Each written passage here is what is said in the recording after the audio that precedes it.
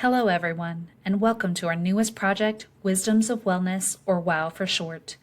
During this segment, our goal is to have conversations about some common topics that closely relate to mental wellness and taking care of ourselves and our families. Today's focus will be on dealing with change. Hi, I'm Becca. And I'm Tana. Well, it's August. You know what that means.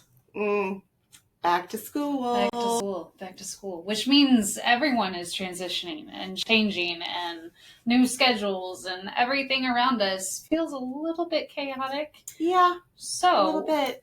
Let's talk about how we can prepare for that, how we can set our mind at ease, and how we can make sure that we are ready for change or as ready as we can be. Yeah. So, what are some of the changes that are going on? I think at this time of year, back to school is the big one. You've got teachers going back to school after they've had a little time off, hopefully. And you have kids going back to school. So kids and their parents are trying to think about getting in the swing of things again. Yeah. And that can be a little bit daunting when you've had maybe a summer of hopefully fun and a little bit of freedom. And so I think people kind of get used to being free with their schedule and not worrying about the certain bedtime or certain morning routine or anything like that. So one of the big things we tell parents to do, instead of waiting until the night before school starts, maybe a week or two beforehand, start what you know your school day's routine is going to be. And so get the kids to bed at the normal time for school, practice getting them up, getting them ready, catching the bus, or, getting ready for carpool or whatever gets them to school. You can kind of make it fun with them, give them little fun rewards in the morning, or, if they get up on time and get going, then maybe they get to do something special with mom or dad, just something like that. But it's hard for kids and for parents. Yes. Too. Yes. Because we've kind of taken a little hiatus from having to do all the things. Right. So I think really the main thing to think about is just to give yourself and your kids some space and grace to ease into the transition. Right. And just don't bite all of it off at once, but kind of try to take it a few steps at a time. And hopefully that can help navigate that change at least. Right. Because we talked about forming habits last podcast. It doesn't just happen automatically. Correct. You have to kind of ease into that new routine. And you know the routine. Right. But you've had kind of a 3-month or 2-month free-for-all. Not a free-for-all, but some of us. Yeah. So what about people who maybe are not going back to school, whether they don't have kids, they aren't teachers, but they're experiencing change in their life at work, within family? How can you navigate or prepare yourself for that change? Maybe unexpected change. Yeah, those are the hard ones, right? I think first of all, if we just tell ourselves that change is going to happen. Oh, I hate that. I know, I do too, but we have to, if we acknowledge the fact that change happens no matter what, whether we're ready for it or not. So if we just go into life knowing that there are going to be changes, planned or not. So I would say for any change, it's kind of the same deal as with school starting. You kind of need to give yourself some space to, maybe realize what the change is or what it's going to be. Yeah. And then give yourself some grace to handle what that means.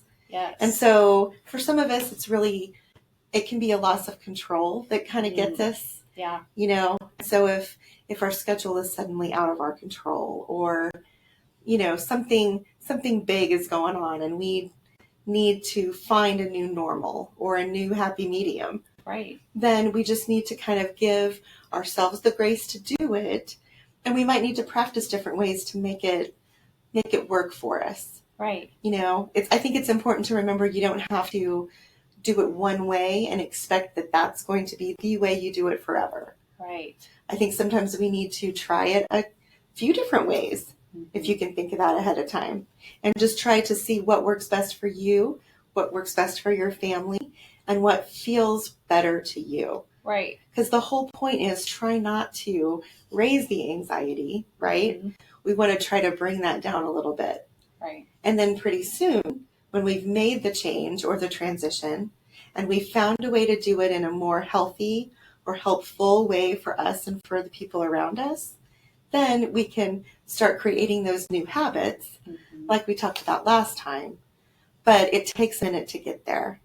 So I think the main thing is just remembering that it's going to take a minute and give ourselves that time. Yeah. Someone said when experiencing change, it's almost like we're going through the grief cycle of what life was and now what life is, even if it's a little change. Yeah. And I have to remind myself of when I'm going through a new change, even if it's I need to get to work 30 minutes earlier versus later. I do feel like that loss and that loss of sleep, and I bargain and I get angry and all those things that happen, and showing myself that grace, also showing other people grace when change happens and it's thrown upon them. And I'm like, why aren't they, willing to just adapt to the change right away? Right. That's not normal to do it right away. It takes time, but it also takes that acknowledging the change. Right. What can I do about it now? How can I move forward? Yeah. Right. Yeah. So what are some ways that once we know we have a change, we've acknowledged it, we've kind of adapted to it, what are some good practices to help us to continue to adapt to it, to feel less anxiety as we're moving through that change? Yeah, I think that trying to feel less anxiety can happen when we share the anxiety with other people. Yes. So maybe we've established we're going to do X, Y, and Z, but we could be pretty ticked off about it, or we may not like it, but it's okay to share those things with the people around you. Yeah, support. And your support network. And you'll probably find that people within that network are going through changes too. And so with any luck, you can have a little laugh about that together. But I think it really does just help us to put ourselves in other people's shoes too. Because if it's easy to sit back and look at somebody and think, why aren't they adapting? Right. I had to, so why aren't they? Well, you don't know what's going on in their life. So just kind of give people just a new day to do what they know they need to do, to kind of embrace whatever change they need to, and then to bite off their own little chunks of it to master.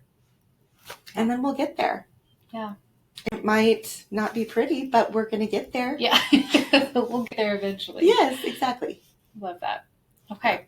Well, thank you for sharing. Sure. And let's hope that our change that we experience is positive, but if it's not, we can still make it through. We'll still adapt. Yeah. If not, know that it's okay that it's not. Yeah. And you can always call Empac. You can talk to other people around you.